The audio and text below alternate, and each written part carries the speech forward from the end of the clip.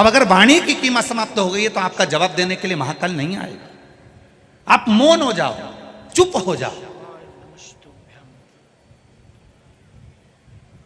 जो दिन भर अब शब्द बोलता रहता है, दिन भर कुछ ना कुछ 24 घंटे बयान देता रहे, 24 घंटे बोलता रहे, 24 घंटे बोलता रहे, तो लोग भी समझते हैं ये तो माइक लगा हुआ है ना, बहुपू चली रहा है ना, बस ये तो बोलता जाएगा, हर कुछ बोलता जाएगा, हर कुछ बोलता जाएगा।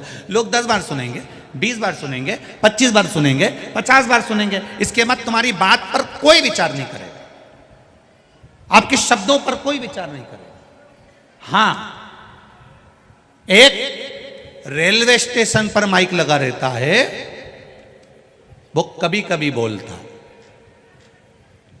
इतने नंबर की ट्रेन इतने नंबर के प्लेटफॉर्म पर इतनी बजे पहुंचेगी।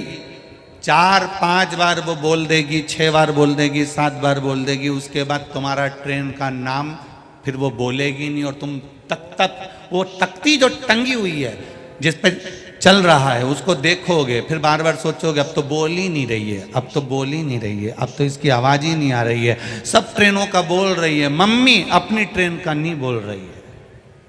पापा ऐसा लगता है कि ट्रेन का बोल ही नहीं रही है, कि मेरे को तो लगता है कि ट्रेन आ जाएगी और ये बोल ही नहीं पाएगी, ऐसा लग रहा है। अब अपने को उत्सुकता बढ़ रही है, कब बोले कब बोले कब बोले।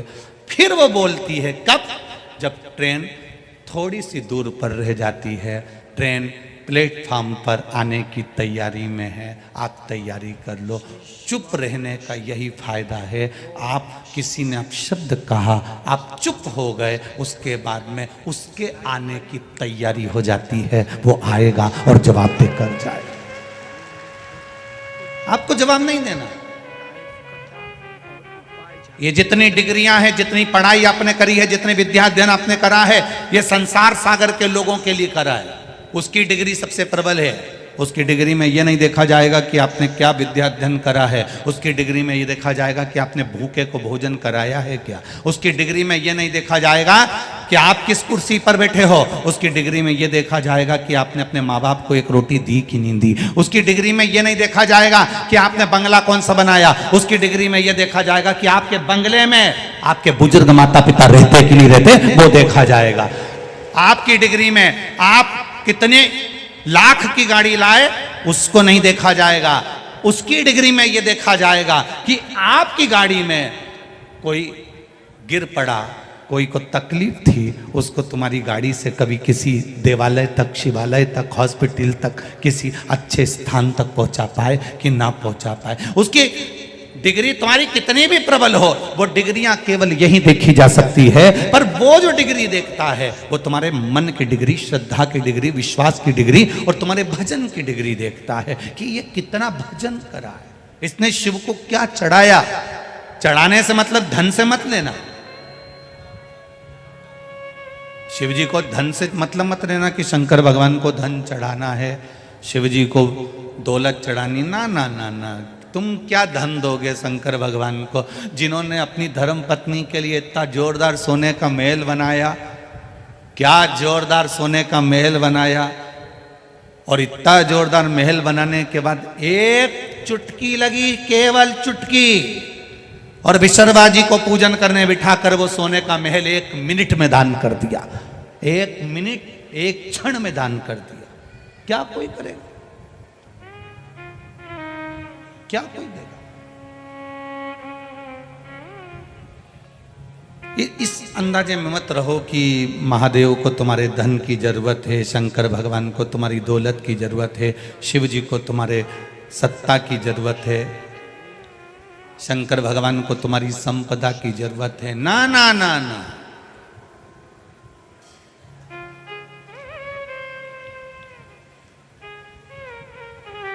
कुछ नहीं चाहिए। अलमस्त बैठा है आनंद में, एकांत, कितना सीधा साधा होगा, कितना सरल होगा मेरा महादेव। विचार करना जरा, कोई मर गया, उसका अंतिम संस्कार खेत में करा, अंतिम संस्कार खेत में करा, तो जहां उसकी भस्म पड़ी थी वहीं पे ओटला बना दिया। बोलो री जी जी सही है कि गलत है? वहीं ओटला बना दिया। और ओटला बना के ना तुमने राम जी को बिठाया, ना तुमने कृष्ण जी को बिठाया, ना तुमने दत्त को बिठाया, ना तुमने देवी को बिठाया, ना किसी भैरू जी के बिठाया, ना किसी देवता के बिठाया। उस ओटले पर जो समाधि का ओटला है, जहां पर किसी का अंतिम संस्कार किया गया, उस जगह पर ओटला बनाकर तुमने किसी को नहीं बिठाया। बिठाया तो केवल एक कोई बिठाया। किसको? बोलो बोलो, जम के बोलो जरा। महादेव को बिठाया। नर्मदा जी नहाने गई थी, अस्थियां छोड़ने गई थी, वहां से शंकर जी खरीद के लिए आई और शंकर जी को यहाँ लाके ओटला पे बिठा दिया। फिर कोई पूछे कि साहब ये ओटला कैसा? तो हमारा दादाजी पर दादाजी मरिया था तो उनका ओटला है। तो इस पे शंकर जी क्या कर रहे हैं? शिव जी क्या कर रहे हैं यहाँ पर? शंकर जी को क्यों बिठाया? क्योंकि उसको मालूम है, उसको ये ज्ञात है, कभी कोई भूल से भी एक लोटा जल परिवार का व्यक्ति जाकर उस ओटले पर शंकर जी को अगर चढ़ा भी देगा तो ये जो भूमि है, ये जो जगह है, ये अपने आप में मोक्ष प्राप्त कर लेगी उसके जल से। मुक्ति। कितनी दुखी थी पृथ्वी। रामचरितमानस को उठाकर देखिए, पृथ्वी अपने दर्द सुना रही है कि चारों तरफ रावण का हाहाकार मच रहा है, आप कृपा करिए।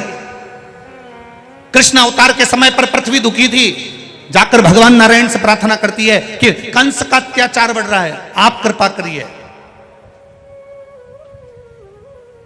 बार बार पृथ्वी दुखी होती है, बार बार ये भूमि, ये वसुंधरा बार बार दुखी होती है, बार बार ये वसुंधरा रोती है, बार बार ये पृथ्वी रोती है, बार बार ये भूमि नैनों से नीर बहाती है। जब पाप बढ़ता है, अनाचार बढ़ता है, दुराचार बढ़ता है, ये पृथ्वी रोती है। आंखों से आंसू बहता है।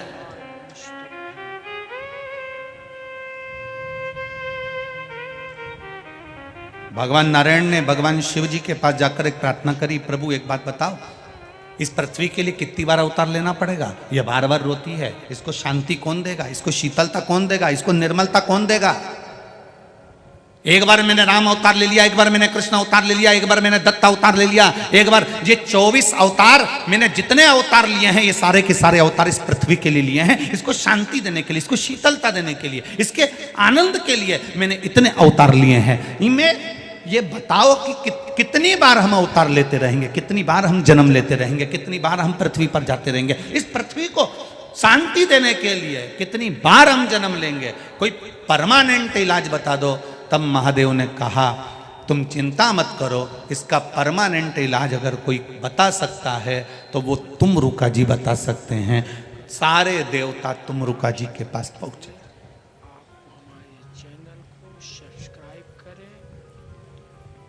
ब्रह्म वैवर्त पुराण का ये चरित्र बड़ा सुंदर है।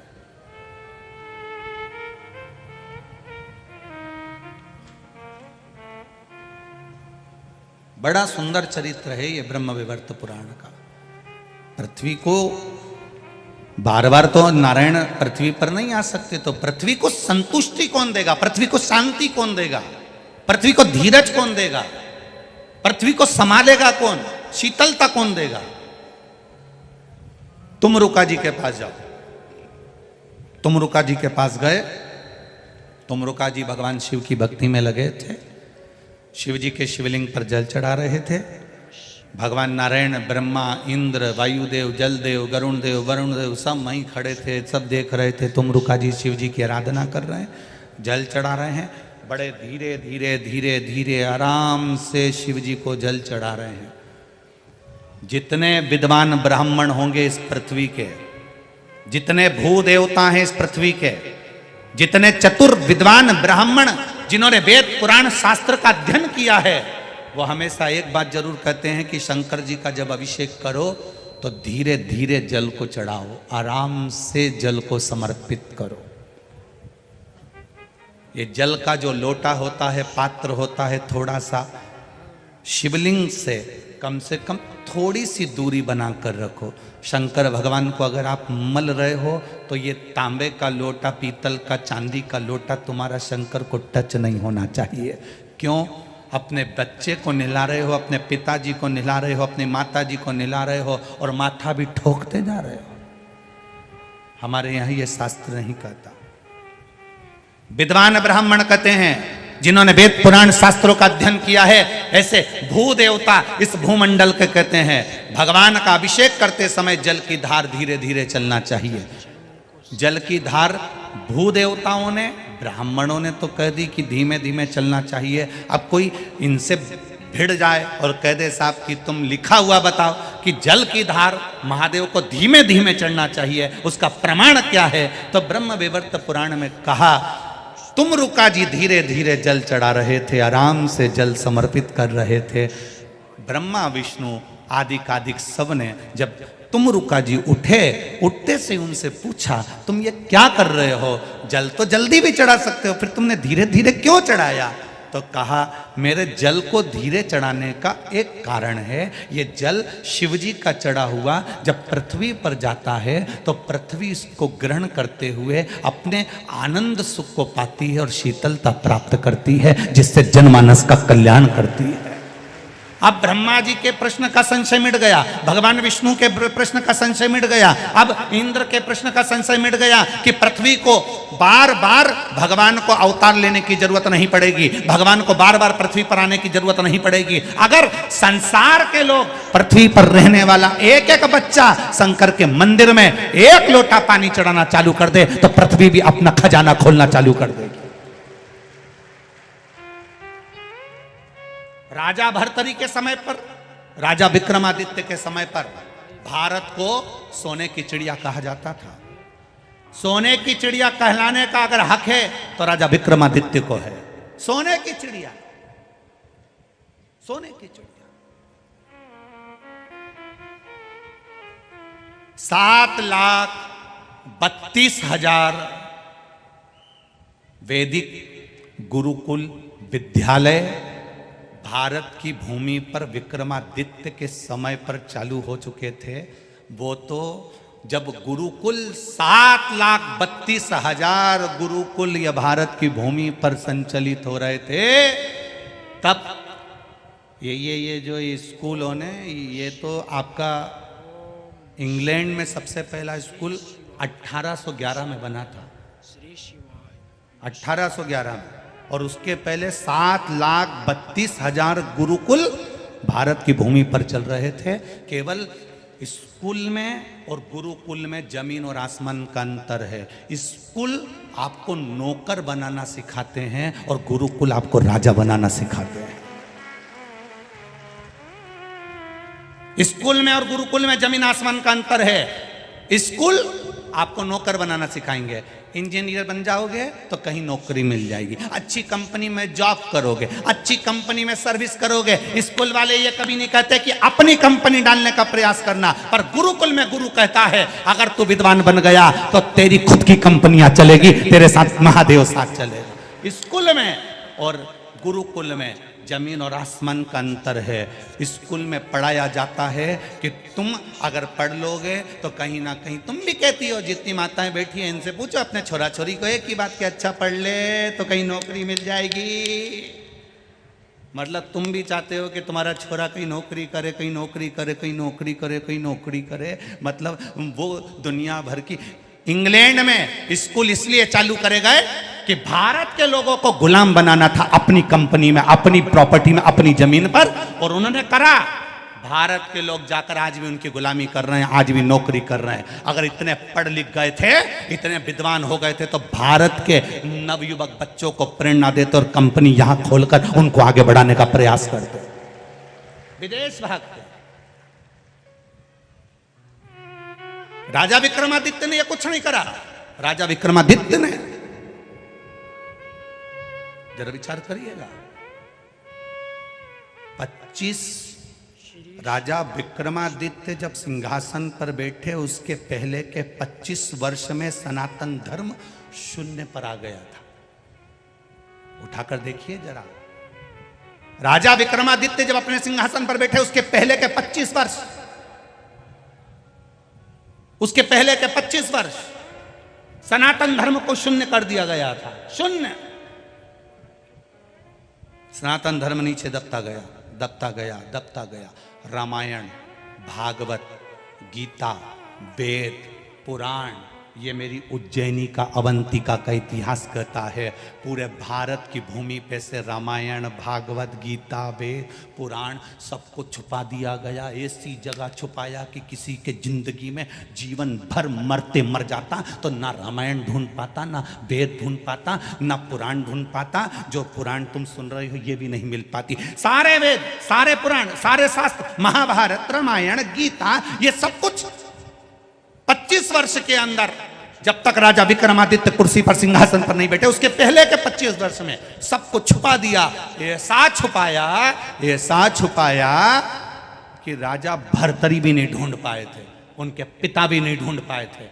जब राजा विक्रमादित्य भर्तरी के जाने के बाद सिंहासन पर बैठे तो उन्होंने पहला काम करा, एक ही चीज करी कि सबसे पहले महाभारत, रामायण, गीता, वेद और पुराण कहाँ छुपे हैं उसको ढूंढा जाए। पृथ्वी को उखेड़ दिया, एक एक जहां जहां पर्दे आदि आदि लगे थे, जितने जितने जो जो बने हुए थे सबको तोड़कर उन्होंने वो वेद, पुराण, गीता, रामायण, शास्त्रों को निकाला और निकालकर विद्वान ब्राह्मणों के हाथ में दे दिया, तुम पढ़ो।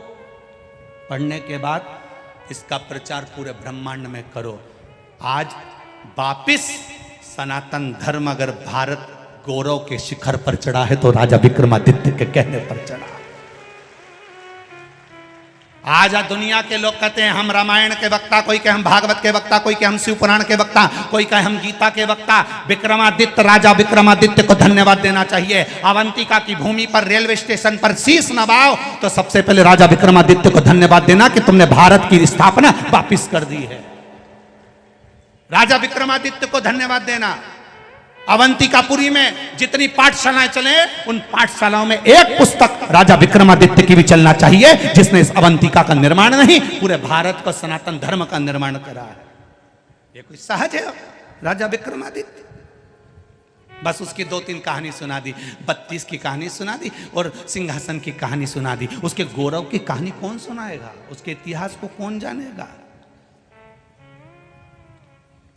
उसको पहचान जो चलता था तो काल अधिपति के शिखर को देखकर चलता था। रानी कहती थी मंदाला, स्वामी आप बार बार महाकाल के शिखर को क्यों देखते हो? रानी से राजा एक ही बात कहता था, एक दिन मुझे भारत को उसी शिखर तक पहुंचाना है, उसी शिखर तक, उसी शिखर। पूरी दुनिया के शिखर देखना और एक बार मेरे महाकाल राजा का शिखर देखना।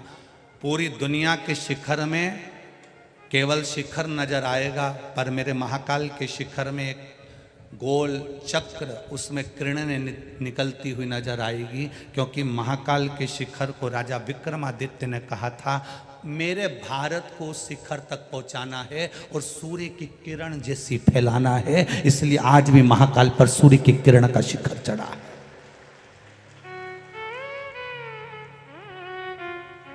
ये महर्षिद्धि। एक बार राजा विक्रमादित्य जा रहे थे और मां हरसिद्धि पांव में नूपुर बांधकर उज्जैन से जा रही थी, उज्जैन से। राजा विक्रमादित्य से रहा नहीं गया। श्री शिवाय नमस्तुभ्यं महाराज। रहा नहीं गया राजा विक्रमादित्य से और पूछ लिया,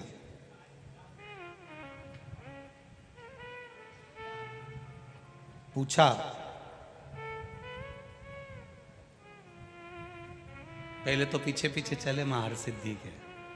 इतनी सुंदर महर्षिद्धि, इतनी सुंदर छोटी सी कन्या का रूप रखकर महर्षिद्धि जब जा रही थी, राजा विक्रमादित्य पीछे पीछे चलते चलते महर्षिद्धि के पीछे पीछे चलते चलते क्षिप्रा के तट पर जब हरसिद्धि पहुंची और देखा कि इनके लिए तो विमान आया है और ये विमान में बैठ के जा रही है, कहाँ गई?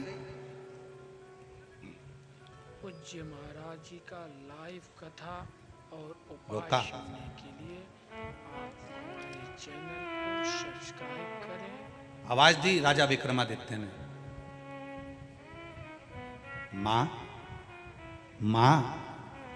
छोटी सी कन्या हंसकर उधर चली गई क्षिप्रा के तट पर। विक्रमादित्य फिर हंसकर बोले, मां, ओ मां। छोटी सी कन्या अटखेली करती करती महाकल वन में घूमने रही है। विक्रमादित्य जी उनके पीछे पीछे घूम रहे हैं। फिर आवाज लगाई, मां मां। छोटी सी कन्या भागते हुए कूप के पास पहुंच गई, बावड़ी के पास। फिर विक्रमादित्य ने आवाज लगाई, मां, ओ मां। हरसिद्धि माता ने पलट कर पूछा, मैं छोटी सी कन्या हूं, तुमको मां नजर आ रही? आप मुझे मां कह रहे हो?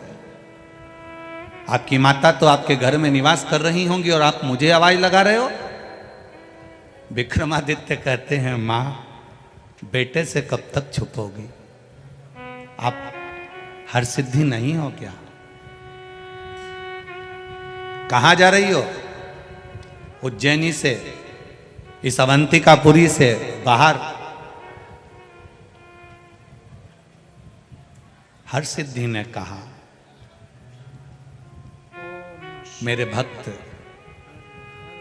गुजरात में हरसद में, गुजरात के पास में एक स्थान है हरसद गांव, जहां कहती है हरसिद्धि कि मेरे भक्त मुझे वहां बुला रहे हैं तो मुझे भागना पड़ेगा, जाना पड़ेगा। विक्रमादित्य जी कहते हैं, मां, इस अवंतिका को छोड़कर चली जाओगी तो ये अवंतिका वालों का पेट कौन भरेगा? क्योंकि मां हरसिद्धि, तू ही अन्नपूर्णा है, तू ही लक्ष्मी है। तेरा दर्शन शाम के समय पर अगर कोई करता है ना मां, तो उसका भंडार कभी खाली नहीं रहता, और तू छोड़कर चली जा रही। हरसिद्धि तो विक्रमादित्य की आंख में आंसू भरे थे, आज मां से बात करते। जैसे रामकृष्ण परमहंस मां शारदा से बात करते समय आंख से निरंतर अश्रु बहता रहता, निरंतर। रामकृष्ण परमहंस की जैसे आंख से लगातार आंसू बहता है मां शारदा से बात करते हुए, आज विक्रमादित्य मां क्षिप्रा के तट पर मां हरसिद्धि से बात करते हुए आंख से आंसू की धार बह रही है। एक बेटा अपनी मां से दिल की बात कह रहा, मां, तू चली गई तो भोजन कौन देगा? मां, भोजन कौन देगा? मां, तू चली गई तो संसार का ये अवंतिकापुरी का भरण पोषण कौन करेगा? अवंतिकापुरी, विक्रमादित्य का शासन केवल यही नहीं था, विक्रमादित्य का शासन तो चीन की बॉर्डर तक भी था, नेपाल तक भी था। विक्रमादित्य का शासन कोई साधारण नहीं रहा। तू चली गई मां तो इनका पेट कौन भरेगा? हरसिद्धि मुस्कुराकर कहती है, विक्रमादित्य, तू मुझे पहचान गया, तूने मुझे जान लिया। शायद संसार का पहला जीव है तू जो मुझे पहचान गया, नहीं तो मुझे अच्छे अच्छे नहीं पहचान पाते। कौन जान सकता है? मां, तेरा बेटा ही हूं मां, तेरी गोद में खेल कर बड़ा हुआ हूं मां। इस अवंतिकापुरी में तेरी ही गोद में, इसी रज में मां मैं खेला हूं। कंकर कंकर में मैंने शंकर देखा है मां, और अपनी मां को भूल जाऊं ये कहाँ की बात है? हरसिद्धि ने हाथ पकड़ा विक्रमादित्य का और जाकर एक स्थान पर वो बैठ कर कहती है कि तू बता दे विक्रमादित्य, मैं कहाँ रहूं? विक्रमादित्य कहते हैं, मां, पूरा बंगला तेरा है, जो कमरा तुझे पसंद आए वो कमरा तू रख। हम होते हैं बंगला बनाते हैं तो मां का कमरा अलग बना देते हैं, इनका कमरा ये रहेगा, मम्मी तुम्हारा कमरा ये है, तुम्हारा ये कमरा है, उसमें 2 अलमारी बना दी, एक पलंग बना दिया, थोड़ा बहुत उसमें काम कर दिया। और खुद के कमरे में बेटा अपना कमरा तैयार करता है तो धर्म पत्नी जूड़ा बांध बांध के 25 बार कह देती फर्नीचर अच्छा बनाना, इंटीरियर अच्छा करना, सुंदर बनाना, सुंदर बनाना। 25 बार पति अपनी पत्नी को गाड़ी पर बिठा के बंगला दिखाने ले जाता, ये अपना कमरा है। पत्नी खुश हो, तुम थोड़ी सी अलमारी ऐसी बनवा लो तो। एक बार माँ के कमरे में बहू ने नहीं बोला कि इसमें एक फोटो भगवान का भी लगा देना, तो माँ 24 घंटे भजन करती रहेगी, स्मरण करती रहेगी। अपने कमरे में ऐसा करवा लो, अपने कमरे में ऐसा करवा लो। विक्रमादित्य राजा विक्रमादित्य माँ हरसिद्धि से कहते हैं ये पूरा बंगला तेरा है, ये पूरा अवंतिकापुर तेरा है, माँ तू जहां बैठेगी वो तेरा निवास होगा। बस माँ ने कह दिया राजन सुबह के समय पर आकर तू मेरा स्मरण करना, जहां तू मुझे लाल पुष्प समर्पित कर देगा वहीं यह हरसिद्धि आकर बैठ जाएगी। और माँ हरसिद्धि पूरी अवंतिकापुरी में भ्रमण करती करती राजा सुबेरे आया, एक पुष्प ले जाकर रख दिया, रखा, माँ वहां विराजमान हो गई। आज भी वो हरसिद्धि दुनिया का भंडार भर रही है, दुनिया का भंडार भर रही है। अन्नपूर्णे सदा पूर्णे शंकर प्राण। हमको तो लगता है ये महाकाल राजा ने ये शिव महापुराण की कथा उज्जैन को, लोगों को उज्जैन का इतिहास बताने के लिए रखी है, ऐसा लगता है हमको ऐसा महसूस होता है कि ये महाकाल राजा ने खुद ने रखी कि ये मेरी उज्जैनी, ये दुनिया के लोग उज्जैन में रहने वाले भी भटक रहे हैं। वहां पर कोई को नई पवन उतरी है, नरियल लेके वहां पहुंच गई, कोई ने घूम घूम के 2-4 दाना बता दिया और कह दिया तो वहां अगरबत्ती लेके पहुंच गई। और यहां सारे देवता बैठे हैं, इस भूमि को छोड़कर जाओ तो तुम्हारा भाग्य फूटा है, भाग्य फूटा। ना जाने किस किस के चक्कर में पड़ जाते हो। अरे जिसके चक्कर में दुनिया पड़ी है, पूरा विश्व जो महाकाल राजा का दर्शन करने आता है, पूरा विश्व मां छिपरा का स्नान करने आता है, पूरा विश्व हरसिद्धि माता का दर्शन करने आता है, पूरा विश्व काल भैरव का दर्शन करने आता है, पूरा विश्व गोपाल जी का दर्शन करने आता है, पूरा विश्व चिंतामन गणेश का दर्शन करने आता है। और आप अभी भी संशय में जी रहे हो, अभी भी संशय तुम्हारे मन में, किसी ने कुछ कर दिया होगा। उज्जैन वालों पे कुछ कर दे फिर वो काल भैरव क्या करेगा? उज्जैन वालों पर, अरे उज्जैन वालों को तो ठाठ से सोना चाहिए। महाकाल बैठा है, काल अधिपति बैठा है, हरसिद्धि बैठी है, चैन की नींद सोना चाहिए। किसका दम जो उज्जैन की धरा पे आके कहीं का यूंच कर जाए। स्केल इसकी सामर्थ्यता, किसकी सामर्थ्य? महाराज वो करता।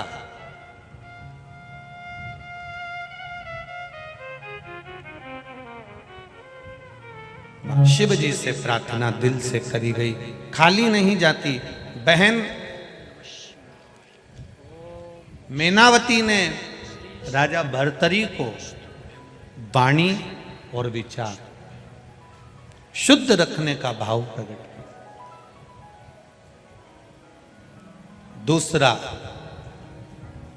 मेनावती राजा भर्तरी जी की, राजा विक्रमादित्य जी की बहन। दूसरा संवाद राजा भर्तरी जी से कहती है, भैया विलाप का क्षण कम रखना चाहिए।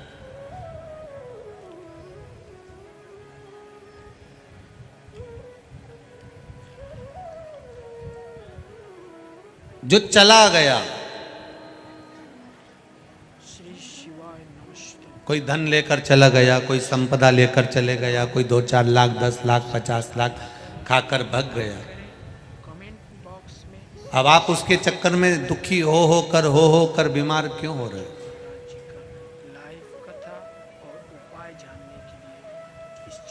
तुम्हारी किस्मत में होगा तो जो लेकर गया है उससे दुगना कोई दूसरा ला कर दे देगा, ये निश्चित है। उसमें दुख का अनुभव नहीं होना चाहिए। एक पत्र आया है, पत्र तो सभी अच्छे हैं पर पत्रों में बड़ा भाव व्यक्त किया है। देखिए बहुत पत्र हैं, उन सभी पत्रों को अच्छा लिखा है।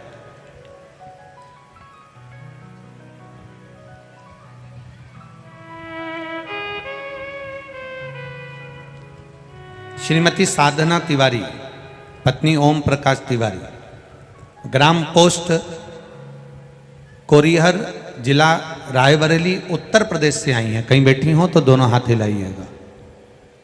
जहां कहीं बैठी हो तो इस तरह से दोनों हाथ हिला देना एक बार।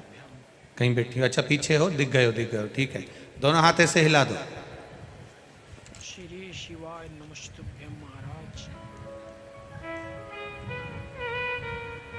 गुरुजी 2017 से परेशान थे। हमारे छोटे बेटे को सर में ट्यूमर हो गया था, जिसका फोटो हमने लगाया। 2 बार रायबरेली हॉस्पिटल में सर्जरी करवाई लेकिन ठीक नहीं हुआ।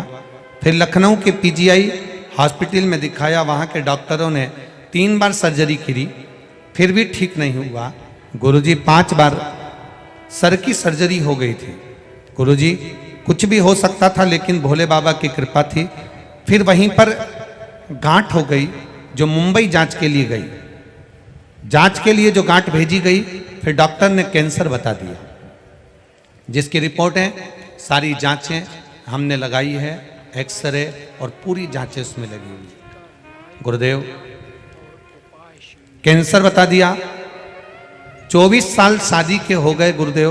पति को नींद में उलझने की, अर्थात एकदम श्वास रुक जाना, बंद हो जाना, उसकी बीमारी भी लगी हुई है। एक बेटा है जिसके पेट में पथरी है, ग्राइविडर में। हम सब दुखी थे गुरुदेव, आखिरी में करें क्या। तभी मेरी भाभी ने मुझसे पूछा अब कैसा है बेटा। हमने कहा उसको तकलीफ है, परेशान मत हो, कथा आती है टीवी पर, आस्था चैनल पर, उसको जरा सुनना चालू कर। और कथा सुनने के लिए हम तैयार हुए। कथा में आपने कई बार भगवान शिव को जल चढ़ाकर और बेलपत्र का वर्णन किया, वही हमने करना प्रारंभ करा। गुरुदेव कथा सुनते सुनते 2022 में फरवरी से हम कथा सुन रहे हैं और आपकी कथा काशी भी सुनने गए और बाबा से काशी में पंडाल में बैठकर प्रार्थना करके आए थे कि मेरे बेटे को कैंसर बताया है, बस ये ठीक हो जाए, ऐसी कृपा करना। एक बेटे को पथरी है ग्राइविडर में, वो भी ठीक हो जाए, ऐसी कृपा करना। पति के लिए भी बोल कर आए थे गुरुदेव। बाबा की कृपा से आज महाकाल की भूमि को नमन करने आए हैं। मेरे बेटा कैंसर की बीमारी से ठीक हो गया है और बेटा बड़ा भी ठीक है, इसलिए हम यहाँ नमन करने के लिए आए हैं। बस एक विनती और है, मेरा पति भी ठीक हो जाए, यही बाबा से प्रार्थना करने आए। हर हर। अब ठीक है बाबू, दोनों हाथ उठाकर एक बार हर हर महादेव कर दो। हर हर महादेव। एक पत्र और आया है, बड़ा सुंदर है भाव से।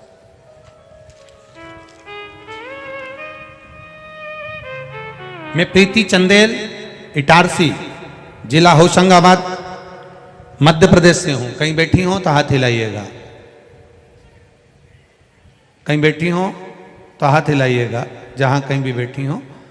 प्रीति जी चंदेल, इटारसी, जिला होशंगाबाद, मध्य प्रदेश से हूं। गुरुदेव मैं क्या वर्णन करूं। मेरा बेटा अंशु चंदेल, उम्र 18 साल, जो 2 जुलाई 2022 में फौज की नौकरी के लिए तैयारी कर रहा था, पर नौकरी नहीं लग पा रही थी। उसने बार बार प्रयास करा पर नौकरी नहीं लगी। कभी दौड़ में हार जाता, कभी किसी चीज में हार जाता, 1-2 नंबर से रह जाता। गुरुदेव सफलता नहीं मिली। तब मैंने जुलाई माह में, श्रावण मास में आपकी कथा सुनी, जिसमें आपने एक बच्ची का पत्र पढ़ा था और धन्यवाद करने आई थी। उसी पत्र के अंतर्गत मैंने 2021 में श्रावण मास में पार्थिव शिवलिंग का निर्माण किया। जैसा कि आपने टीवी के माध्यम से ऑनलाइन शिवजी का अभिषेक कराया था, उसी को करते हुए ने बाबा से विनती करी और पशुपतिनाथ का व्रत करते हुए बेटे से भी उस व्रत की साधना कराई और साथ में बेटे को कहा तू अब अप्लाई कर और तैयारी कर। बाबा की कृपा बेटा तैयारी करता रहा, प्रतिदिन 1 लोटा जल बेटा चढ़ाने लगा। हम भी जाने लगे बाबा के धाम में, और मेरा बेटा अगस्त माह में फिर वापस दौड़ के लिए गया। बाबा की ऐसी कृपा हुई गुरुदेव कि मेरे बेटे की नौकरी फौज में लग गई। मैंने बेटे का फोटो शिव जी का पूजन करते हुए और उसका फोटो फौज में जो भर्ती हुआ, दोनों फोटो लगाए हैं, जिसको मैं दिखा रही हूँ। आप लोग एलईडी के माध्यम से और आस्था चैनल के माध्यम से देख सकते हैं। अभी वो ट्रेनिंग में है। बाबा देव अधिदेव महादेव की कृपा, शिव की कृपा, जहां भी बैठे हो बहन, बहुत बहुत साधुवाद है आपको। आपके बेटे का ये पत्र पहुंचा और राष्ट्र की सेवा करते रहें, यही बाबा से प्रार्थना है। हर हर शिव तत्व है। एक पत्र और आया है उज्जैन का,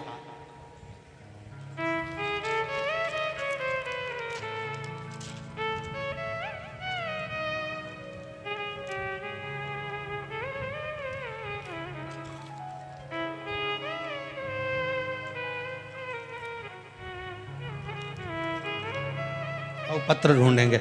उज्जैन की एक माता जी ने लिखा है,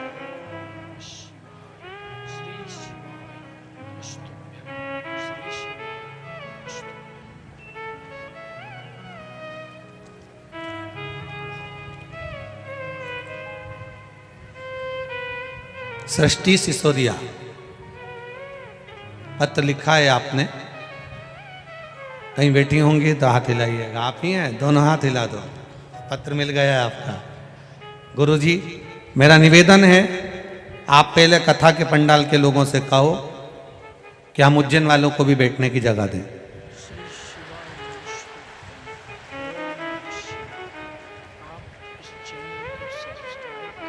बोल बम का नारा है और बाबा ये सहारा है। बेटी सृष्टि, बहुत सुंदर बात आपने कही है। पहले तो निवेदन करूं कि ये पूरा पंडाल आप लोगों का ही है। ये तो आए हैं, मेहमान हैं, कथा सुनेंगे, चले जाएंगे। पर आपने एक लाइन लिखी है, हम भी तो अभी तक टीवी पे ही कथा सुनते थे, पहली बार तो उज्जैन में हुई है। हमारा भी तो मन करता है कि पंडाल में बैठकर कथा सुने। किसी से भी कहो 1 इंच नहीं खा सकते। वो तो हम इंतजार करते रहते हैं कब आप भजन गाओ। आप भजन गाते हो और हम अंदर भरा जाते हैं। ये नाचती रहती है और हम बैठ जाते हैं। शिव जी की कृपा है गुरुदेव, पर कृपा है महादेव की। आपने एक लाइन लिखी है गुरुजी, पूरे पंडाल में किसी से भी मिलो, उससे मिलने पर ऐसा लगता है कि मेरे महाकाल से मिल रही हूं। बहुत बहुत बढ़िया, बाबा की कृपा। बैठो बेटा, संतुष्टि। बहुत बहुत साधुवाद। सृष्टि सिसोदिया, आपको साधुवाद, जो आपने बहुत सुंदर बातें यहां पर कही, शिव तत्व को जाना। बोल बम का नारा है। आवाज नहीं आई, जरा दमदारी से बोलो, बाबा है, उसके भरोसे पर जियो। भोलेनाथ दया करना, मैं तेरे भरोसे हूँ। मेरे बाबा दया करना, मैं तेरे भरोसे हूँ। शिव तत्व कह रहा। मैनावती ने कहा, अपने भाई भर्तरी से दूसरा संवाद कहा।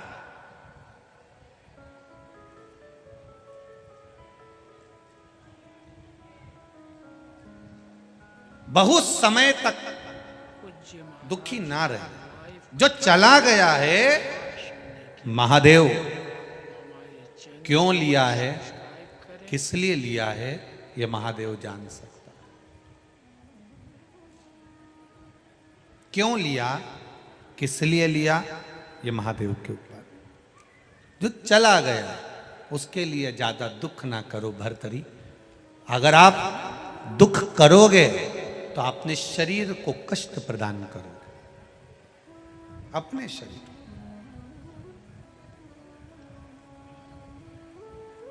बहुत बीमारियां चल रही है, बहुत बीमारी है।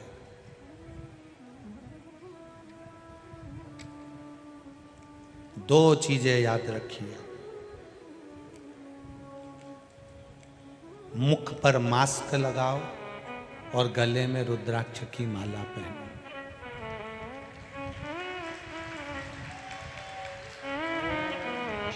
बहुत बीमारियां चल रही है, दो चीजों का ध्यान रखो, मुख पर मास्क लगाओ, गले में तुलसी या रुद्राक्ष की माला पहनो।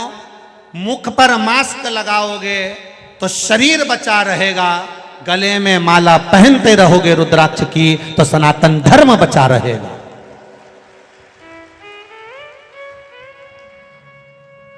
मास्क लगाने से शरीर बचता है, गले में रुद्राक्ष पहनने से विरोधियों के भी आंखें नब जाती है, हमारा राष्ट्र आगे बढ़ता है।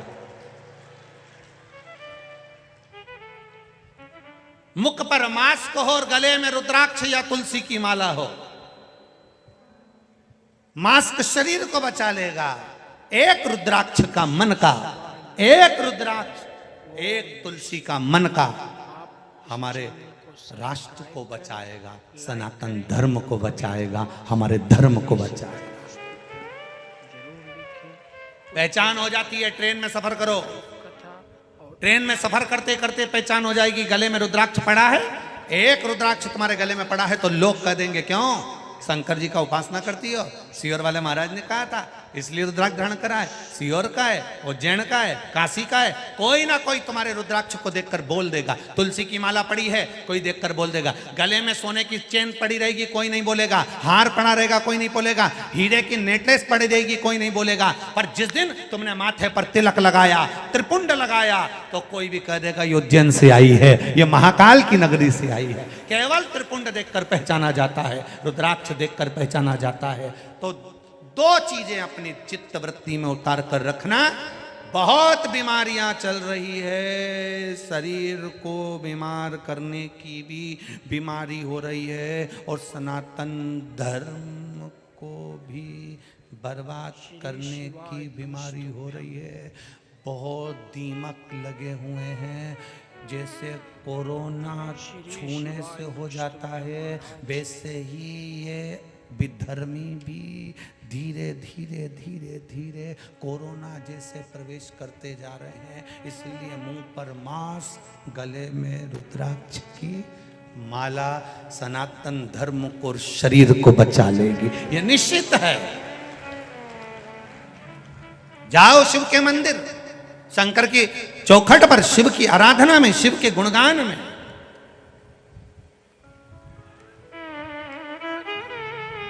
जाओ, घर के एक एक बच्चे की आदत डाल दो, शिव मंदिर जा।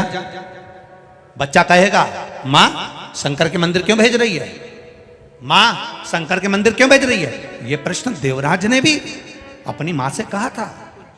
देवराज ब्राह्मण ने 4 बार अपनी माता से प्रश्न किए, मां तू मंदिर क्यों जाती है, तू शिवालय का निर्माण क्यों करती है, तू शिवलिंग क्यों बनाती है, शंकर की आराधना क्यों करती है, शिव तत्व को क्यों ज्ञात करती है। मां शंकर के मंदिर जाने से क्या होता है, जब देवराज के प्राण छूटे, चोरी करने वाला वो देवराज जब अपने प्राणों को त्यागता है और शंकर भगवान उसको नंदी पर बिठाकर लेकर कैलाश जाते हैं, तो उसने सारे भृंगी श्रृंगी से पूछा कि मैं तो चोर था, पापी था, फिर मुझे ऐसा कौन सा पुण्य का फल मिला कि मुझे कैलाश धाम मिला। तो कह दिया तेरे घर की माँ शंकर के मंदिर में 1 लोटा जल चढ़ाती थी। एक घर का व्यक्ति अगर 1 लोटा जल चढ़ा रहा है तो 7 पीढ़ी को नहीं 71 पीढ़ी को तार रहा है। 1 लोटा जल चढ़ाने पर 71 पीढ़ी तर जाती है। घर के एक एक बच्चे को कह दो शिव मंदिर जाओ, शंकर की चौखट पर जाओ, 1 लोटा जल चढ़ाओ। क्यों चढ़ाओ, उसका कारण है। आज माता पिता हैं, घर के माता पिता बुजुर्ग होंगे, बुजुर्ग होकर एक दिन चले जाएंगे। सब जब चले जाएं तब एक माता पिता जिंदगी भर साथ निभाते हैं, और वो मेरा देव अधिदेव महादेव है। आपने जो जल चढ़ाया है, जिन हाथों से शिव की आराधना करी है, वो हाथ मेरा महादेव पकड़ लेता है, फिर वो हाथ मेरा महादेव छोड़ता कभी नहीं है। एक बार उसने पकड़ लिया तो छोड़ेगा नहीं, छोड़ेगा नहीं।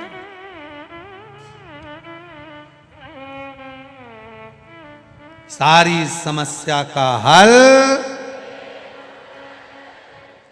होना चाहिए। और आप ही 50 बार लोगों से कह सकते हो, एक लोटा जल चढ़ाओ, शिव जी का आराधना करो, शंकर का भजन करो, शिव स्तुति करो, शंकर का गुणगान करो। इन पत्रों में एक बेटी ने पत्र लिखा, उस बेटी ने पत्र में लिखा कि मैंने नौकरी के लिए इतने साल से परेशान थी, इतना करा इतना करा इतना करा, आखिरी में मैं क्या वर्णन करूं गुरुदेव, बाबा की कृपा से। लाइक करें, कमेंट बॉक्स में श्री शिवाय शैलेंद्र कुमार कुशवाहा, श्री बदाम सिंह कुशवाहा, ग्राम शंकरपुर, कटाफोरी, जिला फिरोजाबाद, उत्तर प्रदेश से आए हैं। कहीं बैठे हो तो हाथ हिलाइएगा, कहीं बैठे हो तो हाथ हिलाइएगा, जहां कहीं भी बैठे हो। बाबा की कृपा का क्या वर्णन करूं। मेरा मोबाइल नंबर यह है गुरुदेव। मेरी धर्मपत्नी विनीता कुशवाहा जो पिछले 6 वर्ष से एग्जाम दे रही थी, पर हर बार गुरुजी वो 1-2 नंबर से रह जाती थी, प्रयास किया, कोई सफलता नहीं हाथ लगी। गुरुजी हमारे रिश्तेदारों ने कहा था टीवी पर शिव महापुराण की कथा आती है, वो आप सुनो।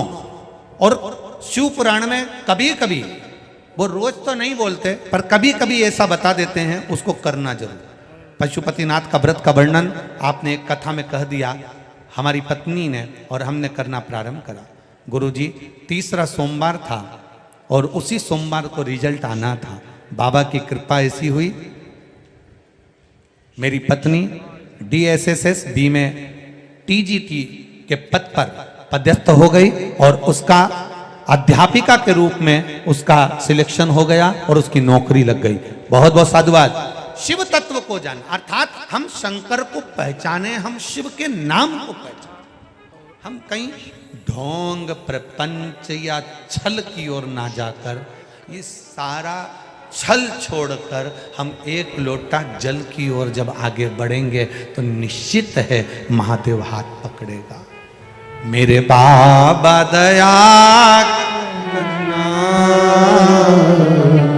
मैं तेरे भरोसे हूँ, ना घर के भरोसे हूँ, ना परिवार के भरोसे हूँ, ना घर के भरोसे हूँ, ना परिवार के भरोसे हूँ।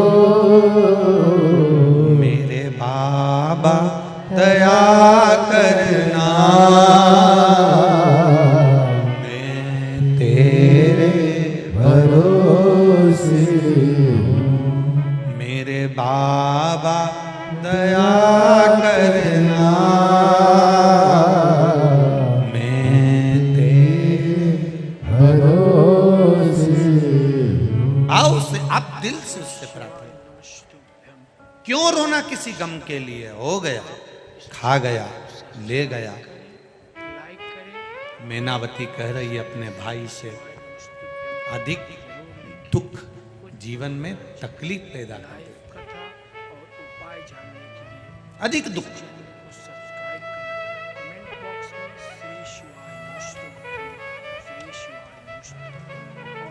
करो भजन, करो स्मरण, फल देगा।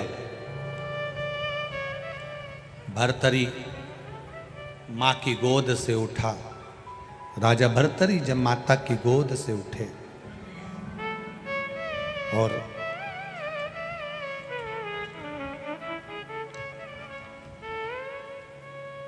माता की गोद से जब राजा भर्तरी उठते हैं,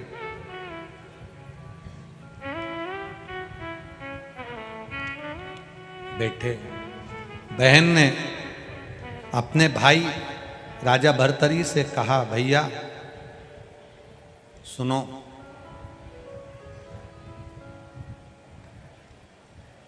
या तो राष्ट्र की सनातन धर्म की रक्षा के लिए आप सिंहासन संभालो, या फिर अपने इस मनुष्य देह को, जो मानव का शरीर मिला है, इस देह को परमात्मा में लगा। बहुत ध्यान देना, ये केवल एक बहन का और भाई का संवाद नहीं है, यह कोई साधारण सा संवाद नहीं है। एक बहन राजा विक्रमादित्य ने भी बना ली थी मुंह बोली बहन। जब राजा विक्रमादित्य भ्रमण करने के लिए गए, घूमने के लिए गए, घूमते घूमते उन्होंने देखा कि नदी में एक युगल जोड़ी, एक लड़का एक लड़की, एक स्त्री एक पुरुष पानी में बह रहे हैं। राजा विक्रमादित्य देखकर आश्चर्य में पड़ गए, आश्चर्य में पड़ गए। और राजा विक्रमादित्य जब आश्चर्य में पड़े, देखकर थकित रह गए, आश्चर्य में।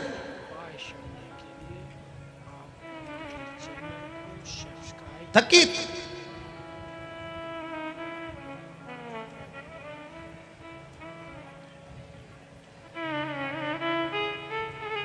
देखा कोई बचाने वाला नहीं है, राजा विक्रमादित्य पानी में कूद गए।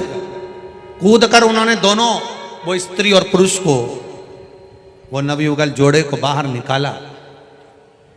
पूछा कौन हो तुम? दोनों ने कहा हम एक राज्य के युवराज और ये बेटी हैं, राजकुमारी हैं। अपने माता पिता और परिवार के साथ में नदी में भ्रमण कर रहे थे। तेज पानी का बहाव आया, बवंडर आया, उसमें पानी में सब हमारे परिवार चले गए और हम दोनों तैरते तैरते यहां पहुंच गए। आपने हमें बचा लिया। राजा विक्रमादित्य जिस लड़के और लड़की से बात कर रहे थे, उसमें जो लड़की थी, जो राजकुमारी थी, वो बड़ी सुंदर थी, अति रमणीय, बहुत सुंदर, जिसको देखकर देवता भी अप्सराओं को भूल जाए, इतनी सुंदर वो राजकुमारी थी, इतनी सुंदर राजकुमारी, जिसको देखकर देवताएं भी अप्सराओं को भूल जाएं, इतनी सुंदर वो राजकुमारी का जब दर्शन किया और उन दोनों को लेकर राजभवन में गए। राजभवन में जाने के बाद सारे साज सजा दिए गए कि आप यहाँ निवास करो, भोजन करो, पानी पियो, आनंद से रहो। मना नहीं, आपके राज्य में हमें भेज दिया जाएगा। जब वो निवास करने लगे, इतनी सुंदर राजकुमारी, इतनी सुंदर राजकुमारी, वो राजकुमार ने उस राजकुमारी के लिए विचार करा, कहा ये मेरी बहन है और हम इसके लिए वर ढूंढ रहे हैं, और इतना अच्छा राजा विक्रमादित्य है, इतनी सुंदर मेरी बहन है, क्यों ना। राजकुमार ने विचार करा कि अपनी बहन का विवाह इस विक्रमादित्य राजा के साथ पक्का कर दूं। पर राजा विक्रमादित्य ने उन दोनों को रखा, जिमाया, पानी पिलाया, भोजन कराया, वस्त्र दिए, आभूषण दिया, रखा। खुश होकर राजकुमार ने राजा विक्रमादित्य से एक बात कह दी कि महाराज मैं बड़ा प्रसन्न हूं और प्रसन्नता के कारण कुछ आपको देना चाहता हूं, आप स्वीकार करेंगे? आप लेंगे? क्यों नहीं। राजा विक्रमादित्य ने कहा आप जो देना चाहते हो दो, मैं स्वीकार करूंगा, दे दीजिए, मैं स्वीकार करूंगा। देखिए बहुत दूर दूर से आप लोग कथा सुनने आए हो, बहुत ध्यान लगाकर सुनना। उज्जैनी की कथा है, महाकालेश्वर बाबा की पावन धरा से सुन रहे हो। एक क्षण की कथा भी इधर उधर ना जाए, एक क्षण की स्मरण करो। अब मैं आपको कुछ गिफ्ट देना चाहता हूं, मैं आपको कुछ पुरस्कार देना चाहता हूं। आपने हमको वस्त्र आभूषण दिए, भोजन दिया, पानी दिया, रुकाया, सेवा करी, हम कुछ देना चाहते हैं, आप स्वीकार करेंगे? भगवान विक्रमादित्य ने कहा हम स्वीकार कर लेंगे, दे दीजिए, दे दो आप। महाराज मैं मेरी बहन को आपको देना चाहता हूं, स्वीकार करोगे? अब नगर का राजा विक्रमादित्य साधारण नहीं है। जरा समझिएगा कि राजा विक्रमादित्य थे कैसे, शिव का भगत कैसा होता है, शंकर भगवान का उपासक कैसा होता है, शिव की आराधना करने वाला कैसा होता है, जिसके घर के संस्कार श्रेष्ठ होते हैं उस घर का बेटा कैसा होता है वो समझने का विषय है राजा विक्रमादित्य की कथा। ये शिव महापुराण की कथा। आप स्वीकार करोगे? हाँ, मैं अपनी बहन को आपको देना चाहता हूं, आप स्वीकार करोगे? राजा विक्रमादित्य ने कहा क्यों नहीं करेंगे। आपने अपनी बहन को मुझे दिया, मैं स्वीकार करता हूं, आज से मेरी ये बहन कहलाएगी, आज से मेरी ये बहन कहलाएगी, मैं इसको स्वीकार करता हूं। युवराज स्तुप्त हो गया।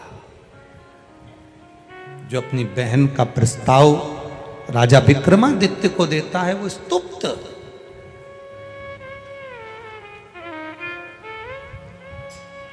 विचार करना जरा, राजा विक्रमादित्य के शब्द को सुनिएगा और अपनी जिंदगी में उतारिएगा। युवराज कहता है मैंने अपनी बहन आपको दी और आपने उसको बहन बना लिया। राजा विक्रमादित्य कहते हैं सुनो ए युवराज, एक शब्द याद रखना, जिसको पानी पिलाओ, जिसको भोजन कराओ, जिसको वस्त्र दिलाओ, जिसको आभूषण दिलाओ, जिसको तुम अपने घर में पनाह दो, जिसको तुम किसी भी रूप में कृपा करो, करुणा करो, दया करो,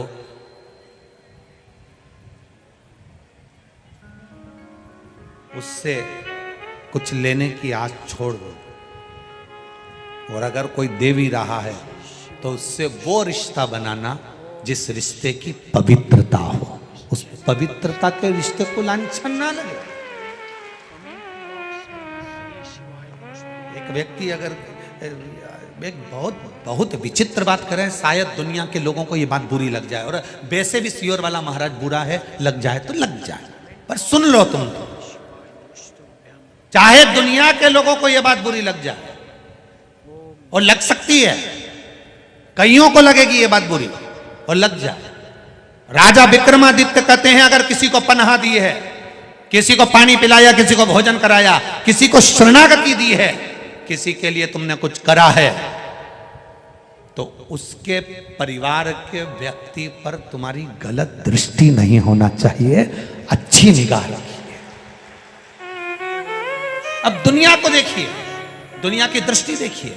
अगर एक व्यक्ति किसी को उधार पैसा दे देता है, एक व्यक्ति किसी पर करुणा कर देता है, एक व्यक्ति किसी को नौकरी दिला देता है, एक व्यक्ति किसी को अगर थोड़ा सा भी काम कर देता है, तो उससे यह आशा लगता है कि इसके घर में बहन है, इसके घर में बेटी है, इसके घर में संपदा है, इसके घर में बेबहू है, इसके घर में बच्चे हैं, इसके घर में ऐसा है, कुछ लेने की आशा उसकी बढ़ जाती है। पर राजा विक्रमादित्य का संवाद कहता है भंडारे में भी अगर भोजन करा रहे हो, किसी को 2 गुलाब जामुन भी खिला रहे हो, अगर किसी को नुक्ति भी परस रहे हो, तो ये आस लेकर मत परसना कि ये मेरा पहचान वाला, एक दिन जब मैं जिम में बैठूंगा तो ये मुझे 4 गुलाब जामुन परसेगा या नुक्ति ज्यादा परसेगा। ये आशा राजा विक्रमादित्य कहते हैं इसको लेकर मत रहना।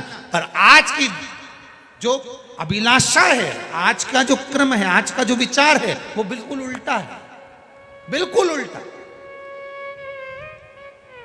हमने इसके लिए यह करा तो इसको हमारे लिए यह करना चाहिए। आशा क्यों लगाई? शिव पुराण करी आशा एक राम जी से दूजी आशा, छोड़ दो नाता एक राम जी से दूजा नाता, साधु संगे राम रंगे अंग अंग, रंगी और जाई विधि राखे राम, विधि रही। क्यों कहा?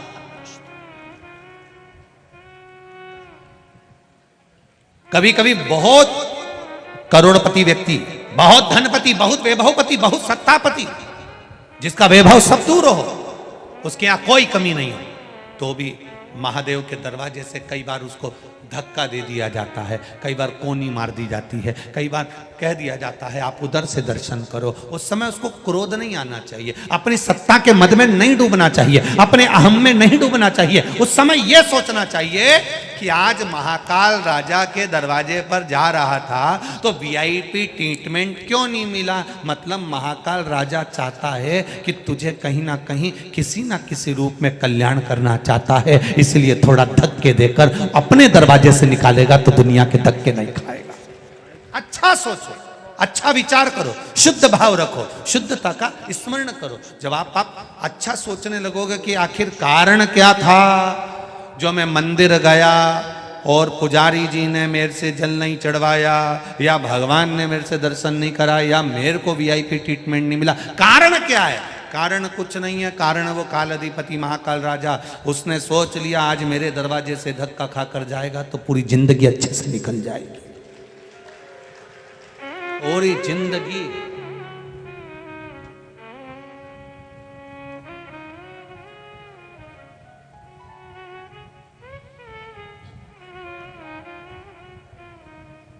पूरा जीवन एक आनंद के साथ निकल जाए।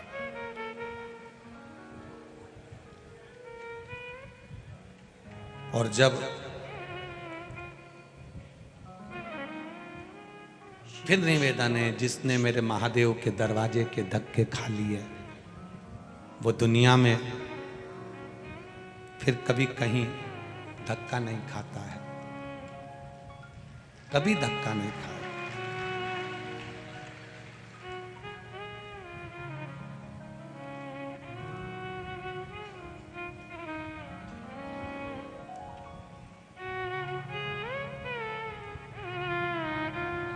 एक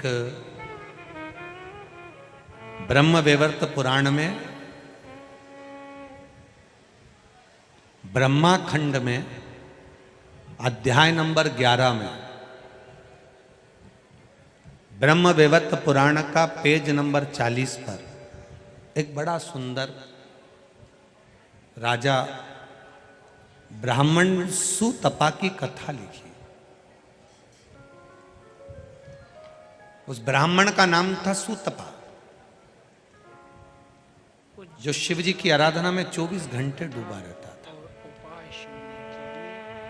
24 घंटे। सब्सक्राइब करें। पितरों की मानसिक बेटी के साथ में सुतपा का विवाह हो गया था। एक दिन पितरों की कन्या ने अपने पति सुतपा से एक प्रश्न कर लिया था, जो प्रश्न आज के बच्चे करते हैं, और इस प्रश्न को बार बार कथा के मध्य में लिया जाता है। क्या होता है शिव जी की आराधना करने से? क्या होता है शंकर भगवान को जल चढ़ाने से? क्यों ढोंग प्रपंच में लगे हो? आज की नवयुवक टीम कह देगी तुमसे। क्यों प्रपंच में पड़े हो? इतनी तपतपाती हुई धूप पड़ रही है, अपने घर पर बैठकर कथा क्यों नहीं सुनते? क्यों जा रहे हो वहां इतनी भीड़ में? क्यों जा रहे हो वहां इतनी तपन में? 2 किलोमीटर दूर गाड़ियां रुक जाए और पैदल पैदल पैदल पैदल 1.5 किलोमीटर 1 किलोमीटर दूर तक तपते हुए जाओ। कौन कह रहा है तुमसे? कहेंगे लोग।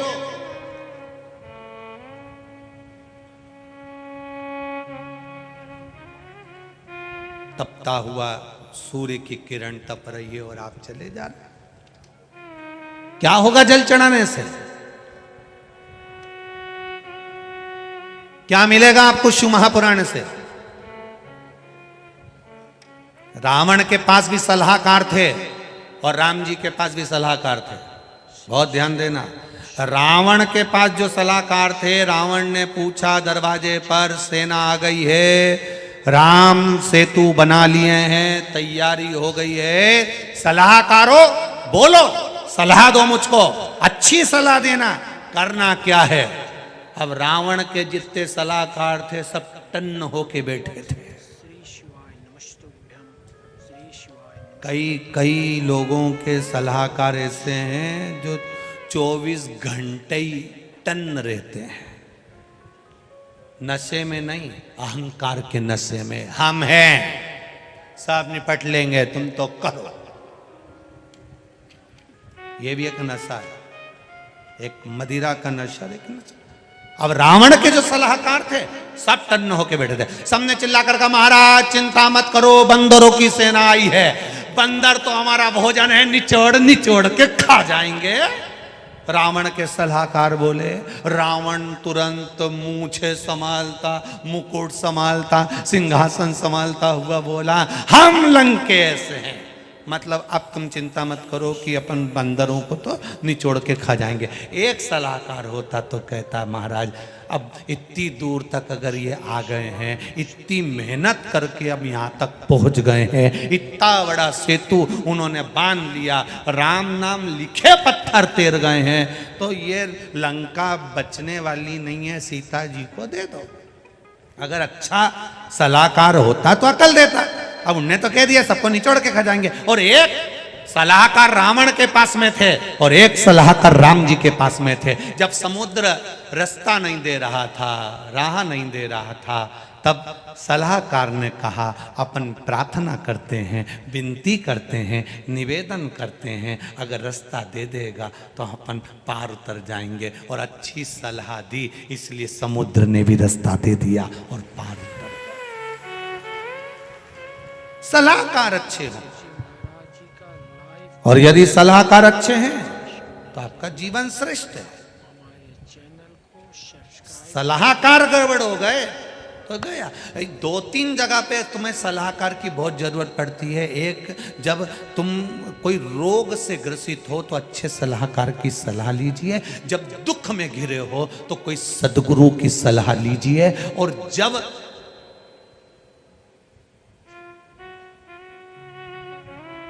वस्त्र पहनो तो भी अच्छे सलाहकार की सलाह से पहनो, यहां से फटे चीथड़े मत पहनो।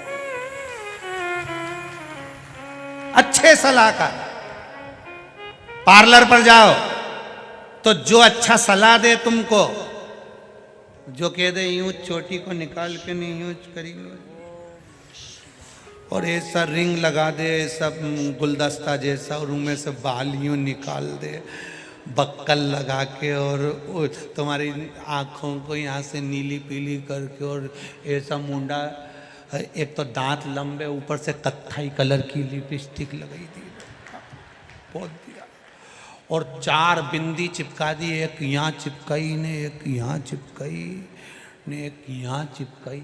फिर किसी ने सलाह दे दी ने, वो नाक की नथनी यहीं पहन लो, यहीं लटका के घूमे, फिर कहीं का कह दे यहीं जबी तो। और फिर साड़ी पहन रही थी ने, किसी ने कह दी तो ये ऐसा ऐसी पटली ले के और ऐसा बक्कल लगा के धरी, अब यूज धरी बैठी। अब जब से कथा में बैठी ऐसी कैसी बैठी, ऐसी कैसी। अब पड़ोसन भी कह रही थोड़ा नब जा।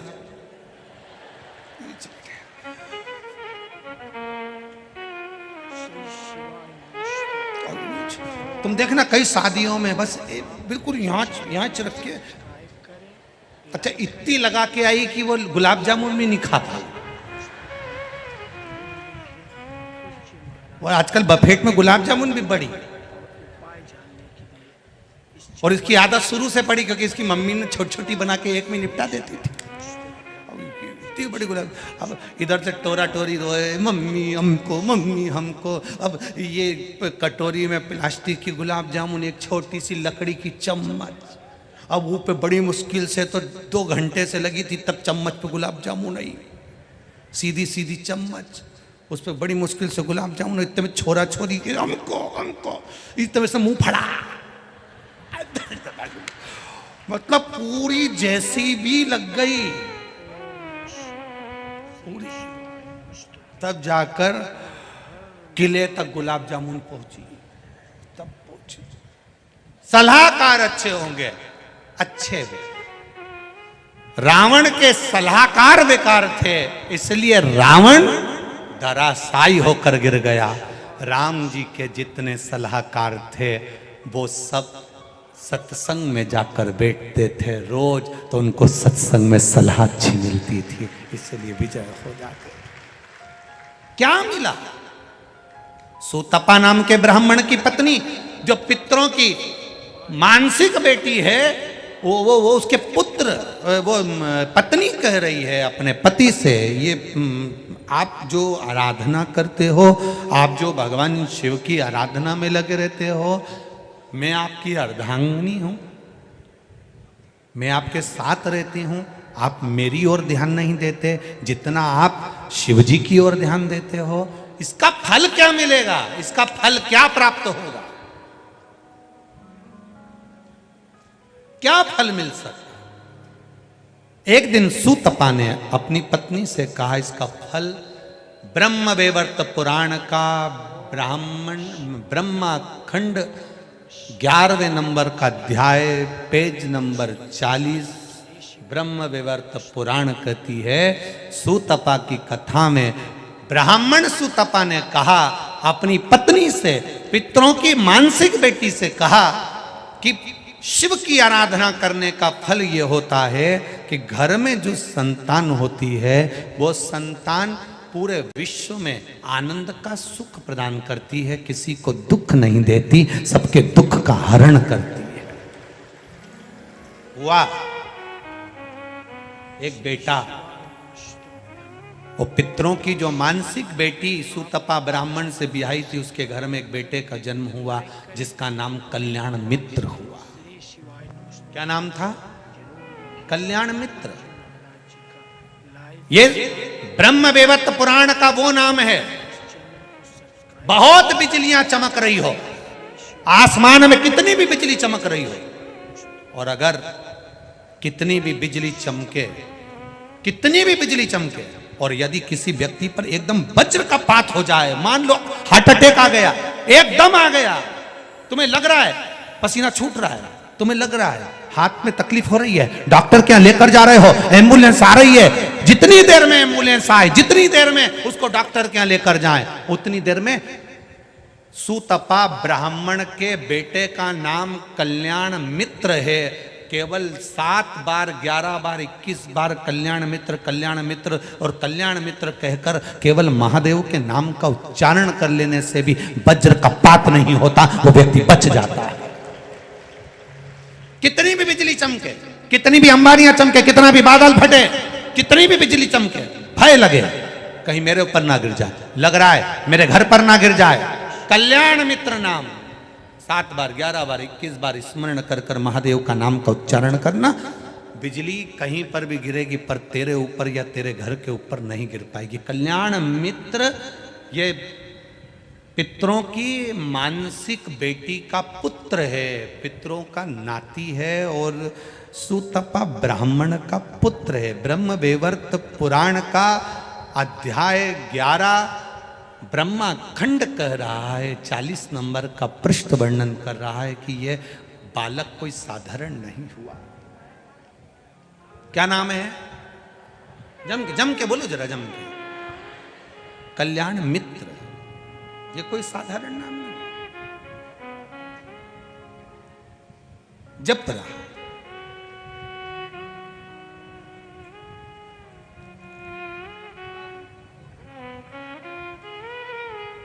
कई लोग कल्याणेश्वर महादेव भी कहते हैं, ध्यान देना जरा सा। कल्याणेश्वर महादेव का महत्व क्या होता है? ब्रह्म वैवर्त पुराण में पितरों की जो अन्य बेटियां थीं, उन्होंने जो अनुष्ठान किया था, जब नाती, पितरों का नाती जब घर पहुंचता था, उसका जब लालन पोषण करती थी और वो शिव की आराधना करता दिखता था, तो उसका नाम कल्याणेश्वरी रखते थे। एक निवेदन आप सबसे रहेगा, जिनके लीवर में, किडनी में तकलीफें रहती है, डॉक्टर को दिखाते रहो, जांच कराते रहो, डायलिसिस भी चल रहा हो तो भी डॉक्टर को दिखाते रहो और इलाज कराते रहो, जांचें कराते रहो, डॉक्टर की दवाइयाँ लेते रहो, मना नहीं। पर दवाई को लेते हुए, डायलिसिस करवाते हुए किडनी लीवर पे सूजन आ गई हो, या भोजन नहीं पच रहा हो, वोमिटिंग ज़्यादा आ रही हो, उस समय पर कल्याणेश्वर महादेव का स्मरण कर कर भी अगर आप शंकर जी को जल चढ़ाकर मात्र 2 बूंद जल भी, थोड़ा सा, एक छोटी सी चम्मच के बराबर जल का भी अगर कल्याणेश्वर महादेव के नाम से आचमन कर लेते हो, तुरंत 5 से 7 मिनट लगता है और शरीर को एकदम आराम मिलना प्रारंभ हो जाता है। कल्याणेश्वर महादेव,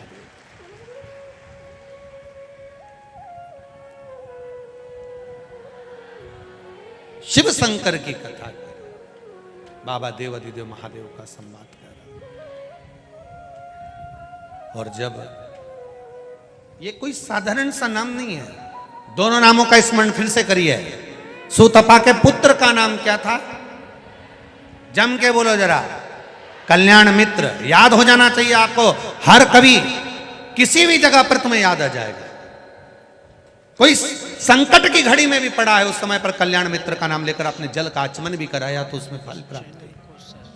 डॉक्टर को दिखाने जाओ, एम्बुलेंस आए, उतनी देर में कल्याण मित्र का स्मरण होना चाहिए। जब लगे भूल गए नाम तो कल्याणेश्वर महादेव का नाम ले लो।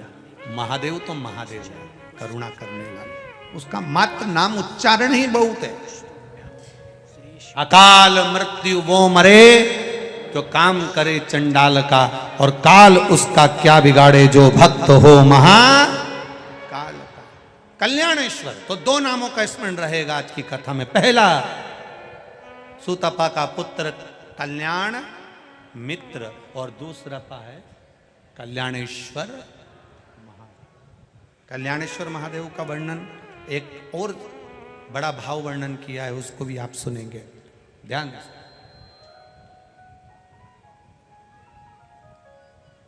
मान लो कोई अपनी प्लाट है, कोई अपनी जमीन है, कोई अपनी भूमि है, कोई अपना घर है, आपने किराए से दिया, कोई किसी को कोई कार्य के लिए दिया और उसने उस पर कब्जा कर लिया, नहीं छोड़ता। बहुत प्रयास कर लिया, अदालत तक में केस पहुंच गया, तब भी कल्याणेश्वर महादेव का 108 चावल का दाना या 108 श्वेत पुष्प की पत्ती, सफेद फूल की कोई भी पत्ती,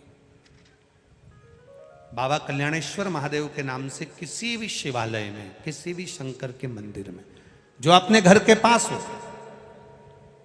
हम ये कभी आपसे नहीं कहते कि आप बहुत दूर जाइए, आप तो आपके घर के पास में जो शिवालय, आपके घर के पास में जो शंकर का मंदिर हो, आप वहां जाओ।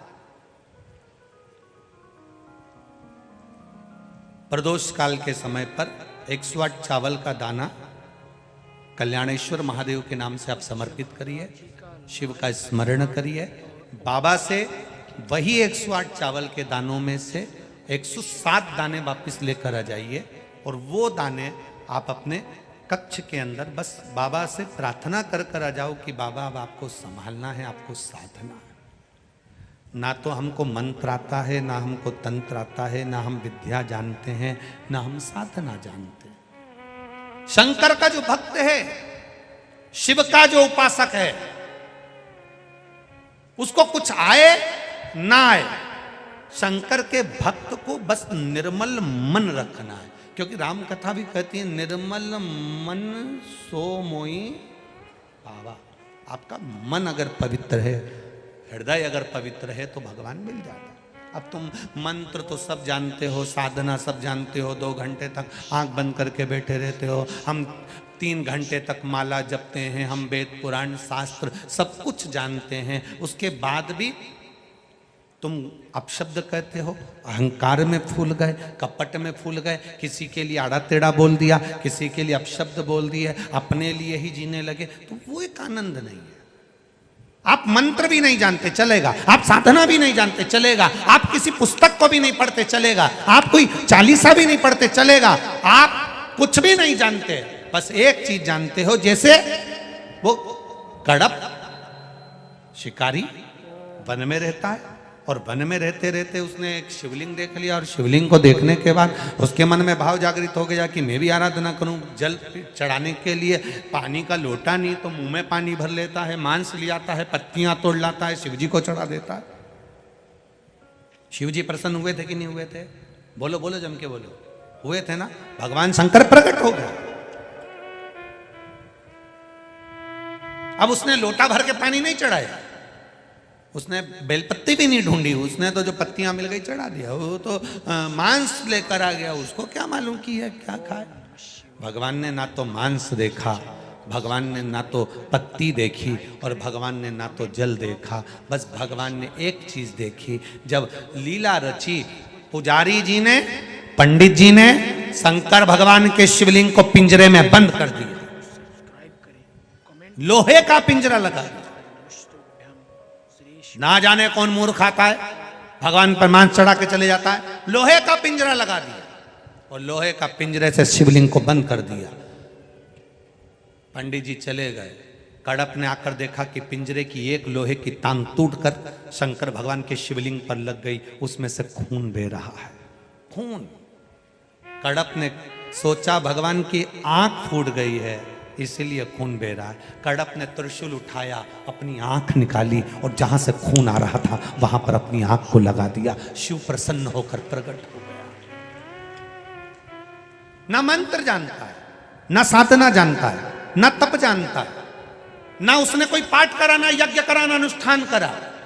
शंकर भगवान निर्मल मन से प्रसन्न होते हैं। क्या करते हैं? शिव है क्या?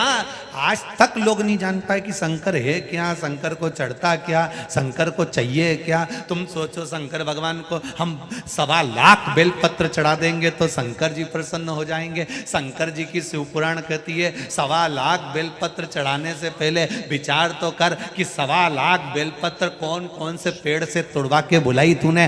पैसा तो दे दिया तूने, पर जिंदगी में एक बेलपत्री का पेड़ नहीं लगाया, और दूसरे जगह की 1.25 लाख बेलपत्र ला के चढ़ा दी, तो क्या शंकर जी प्रसन्न होंगे? एक बेलपत्री का पेड़ लगा देता और एक बेलपत्री शंकर को चढ़ाता, तब शंकर प्रसन्न होते। ऐसे दूसरों के पेड़ पे से तोड़ तोड़ के तुम जिंदगी भर चढ़ाते रहो तो क्या शंकर जी प्रसन्न होंगे? हमने तो 10 रुपए की खरीदी, हमने तो 20 रुपए की खरीदी। बेचने वालों ने, बेलपत्री बेचने वालों ने ढेर दुकान लगा के रखी है। मेरा निवेदन है बेलपत्री बेचने वालों से कि तुम्हारी अगर जमीन हो तो उसमें कम से कम 100-100, 200-200 बेलपत्री के पौधे भी लगाओ, पेड़ भी लगाओ, जिससे वो बड़े होंगे तो उनकी बेलपत्र आप तक पहुंचेगी। वृक्षारोपण करिए, चढ़ा रहे हैं शंकर जी को प्रसन्न करना। लोटा भर कर हमको ना ना ना ना ना बाबा, एक बूंद भी अगर जल शिव को चढ़ा है तो वो प्रसन्न हुआ है। दिल से अगर उसको रिझाया है तो वो प्रसन्न हुआ है, उसको कुछ नहीं चाहिए। बहुत मंत्र बोलोगे तो शंकर जी प्रसन्न होंगे, बहुत बड़ा यज्ञ करोगे तो शंकर जी प्रसन्न होंगे। घंटों तक बैठ के आंख बंद करके तब साधना करोगे तो शंकर जी प्रसन्न होंगे। शिव पुराण कहती है तुम जिंदगी भर बैठे रहो, वो कभी नहीं आएगा, क्योंकि मन साफ होगा तो परमात्मा तुम्हारे सामने होगा। मन साफ नहीं होगा तो परमात्मा कैसे होगा सामने? किसी ने एक भजन की बड़ी सुंदर लाइन गाई है, कैसे आएंगे हरि। कोई खड़ा नहीं होगा, अभी हम गा नहीं रहे हो। कैसे आएंगे हरि, अब तक गंदा पड़ा है द्वारा, कैसे आएंगे हरि। मन का मेल नहीं है धोया, कैसे आएंगे हरि। बहुत उच्च पद पर पहुंच जाते, वेद शास्त्र पुराण सब कंठस्थ हो जाते हैं तो अहंकार भी बढ़ता चले जाता है। अहंकार बढ़ता है तो सामने वाला छोटा नजर आने लगता है। हमारे बराबर और नहीं कर सकता, मैं तो इतने मंत्र बोलूं, मैं तो इतनी साधना करूं, मैं तो ऐसा करूं। ना ना ना ना ना, वो अपनी मर्जी से भजन कर रहा है, उसने अपनी मर्जी से करा, आप अपनी मर्जी से करिए। हमें संसार को रिझाना नहीं है, हमें परमात्मा को रिझाना है। हमें शिव जी की आराधना करते समय ये नहीं सोचना है कि जजमान को हमें प्रसन्न करना है, या व्यक्ति को प्रसन्न करना है, या किसी एक व्यक्ति को हमें प्रसन्न करना है। ना, शिव कथा कहती है हमें भगवान की आराधना करते समय ये प्रभाव रखना है कि कैसे भी मेरा शंकर प्रसन्न हो जाए और वो एक बार मुझे दर्शन दे जाए, एक बार।